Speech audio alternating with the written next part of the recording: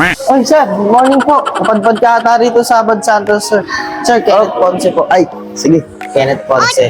Sales agent po rito sa Abad Santos. Sir, mukhang may hinahanap ka rito ngayon, ah. Oo nga eh. At ano nga ako ng canvas nga ako ng sasakyan.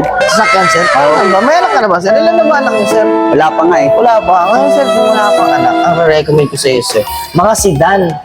Mga ganito lang, sir, mga Mirage dito po. Kasi pag... Paano ba yung ano yan? Paano ba yung... Another one. paano ba makakuha ng ganito? Sir, madali lang.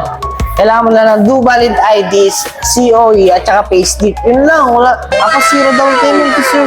Wala kang lalabas na pera. Totoo? Zero down? Yes, at least zero. Zero, sir, ah. Zero. Kahit piso, wala kang Kahit lalabas. piso?